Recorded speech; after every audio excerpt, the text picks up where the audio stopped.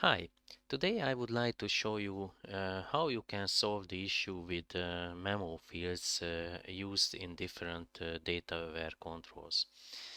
The basic issue with MEMO fields that these are not appearing automatically as text inside these data-aware controls, but they appear just with a placeholder called MEMO, and then you will not be able to see these fields as text if you are not going behind the scene and you are not setting up your application with some additional code to show basically what you would like to see here.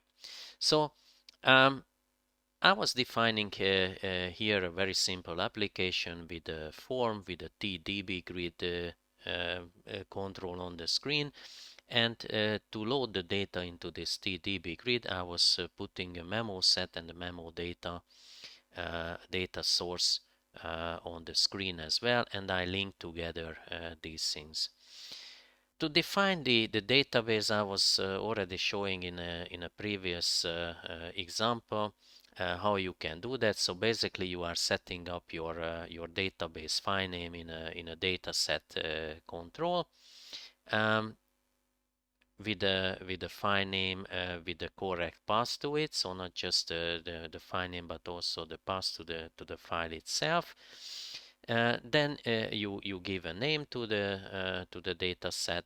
I set here the save on close property to true, but I will fill up some data externally just to be quicker than to create an application also for data entry.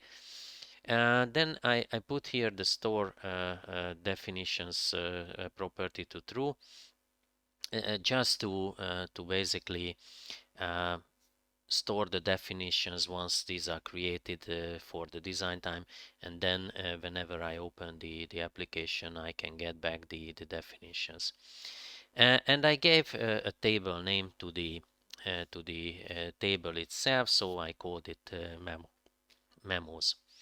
The memo data source is linked to the memo data set, so basically these are linked together, and the TDB grid is also linked to the memo data, so the data source will fill the content to the TDB grid. So let's define the database itself. To do that, you click on the memo set or the TD or the SQLite data set component with the right mouse button, and then you select the create edit table, and then I will add here um, a string field,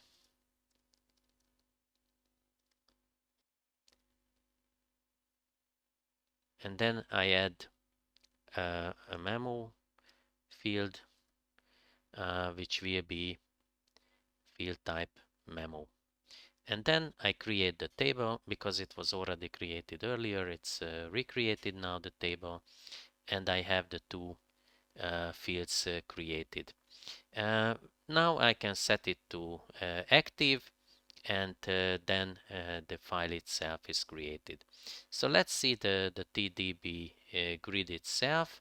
So now it's showing the string field and the memo field inside the file, and just to go inside and make them a little bit more visible, I can go to the columns here, and when I set it up, then I can add the fields from the data set, and now I have the two fields, and I can set the size of these fields. So now I set this to 300 wide and the memo field to 400 wide.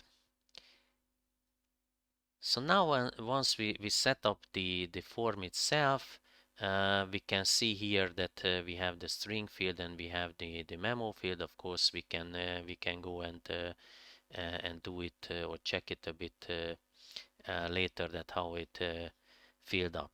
So now let's add some data just to show finally that what is the real issue. So let's open the the file itself. So I need to go to the database file, and it's here. Now I open it. You can see that the MEMO table is created. We have the string field to 255 characters, and actually this is the issue when you would like to have bigger strings inside your SQLite database. You need to use the text type. Actually, this is in Lazarus field editor. It's called MEMO, but it's creating a text field, which is basically the SQLite version of it. And this text can be longer or bigger than 255, so that's why you might want to use it, because sometimes you don't want to limit the amount of characters to 255. So let's add some data, and as you can see, I have here the memos table, and of course I can size these as well here. And let's add the line and put in here just A's, then the second line B's, and let's have a third line C's. So let's write the data out. So now we created some fields for the database. And of course here in the designer you can't see it, but once you run the application, this should appear as planned. So now you can see the problem. So I just placed the fields and the TDB grid component on the screen just as they are defined, and I have not edited anything else, just the database, and I filled it up with data. But whatever I would do here, I would not be able to see the memo field as a text, just as it is. So now let's see how we can make this work, so we can also see the memo fields the same way as we can see the string fields in this data-aware control. Actually, the solution is not that difficult, but it's not that easy to find as well. So for this, you need to go behind the scene, and you need to define certain things to basically get this data available. So let's stop the application. Let's go back here, and I also just show that why we cannot really see this. Actually, if I'm going into the TDB grid and going to the columns, here I would be able to see some definitions here, but as you can see that nothing else, just a few properties I can set. And this is actually related to the data grid itself, and not to the database connection somewhat. So whatever you do here, you can't really create, let's say, an option that the memo field will appear as a string. So we can't do anything here with the columns. These are just for some formatting, but we can definitely do something. So what we can do to show these memo fields correctly, we need to set up the fields themselves with some additional events which are created when we are getting the data from the data set, and these are not directly visible in the designer. We need to go into the memo set, or into the SQLite data set component, right click on it, and then go to the edit fields option. And here we can create the fields by just adding with the plus, and you can see that this is automatically popping up the two fields what we have in the database, and then we can simply just create these two database fields in our application. And what you can see already here is that once we added this, then the field definitions appear in the or under the dataset component, and we also have some additional components here, which are basically related to the fields themselves. And of course, as you can see, we have the for the memo fields open, and we can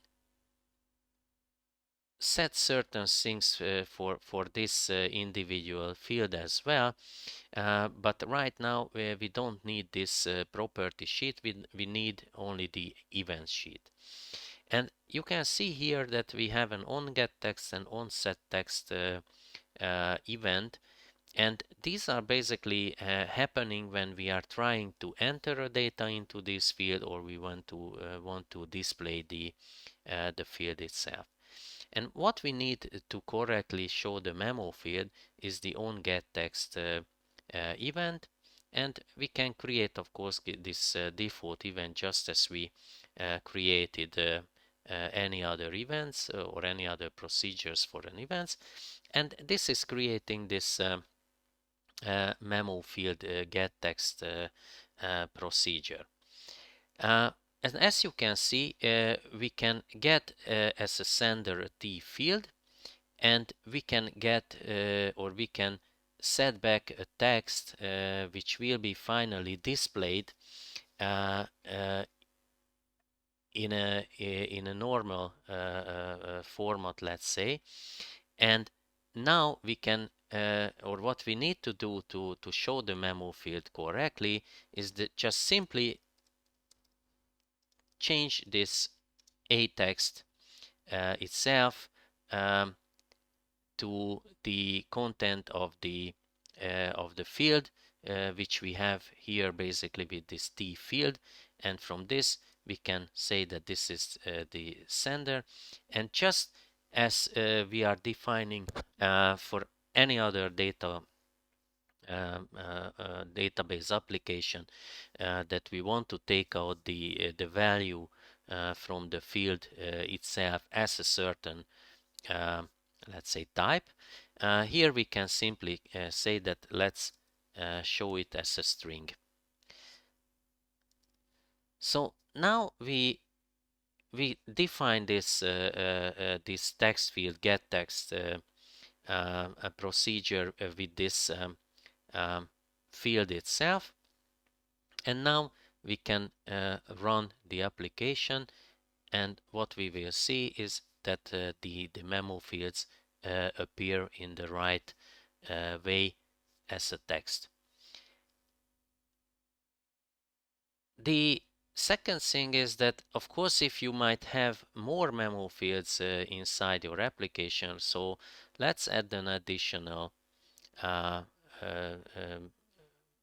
data to an additional memo field to the application, and let's say this is the memo 2 field, and let's have it as a memo, of course. And now we have it.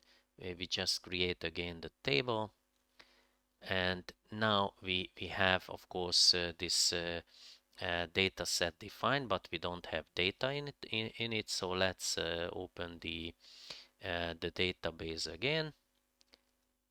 So let's have it here, and okay, it is deleted, of course, the content because we were creating a new field. So let's define it again.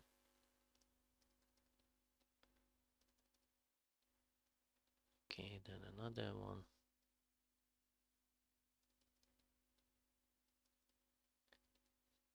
Another one.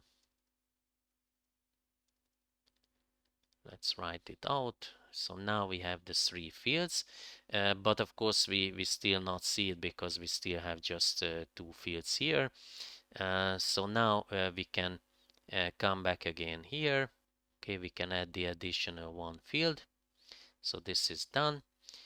And what I will show later on, but let's also define here the third column. Okay, I'm not going into into detail this, but let's see if everything is running fine. So now even here we can see the fields. Of course, here we don't have the memo field itself linked to this item. So let's define the memo2 field.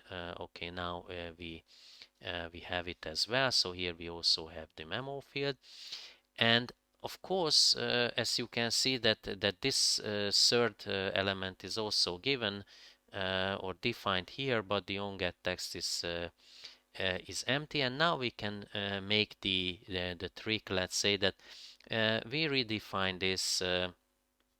Just say that this is the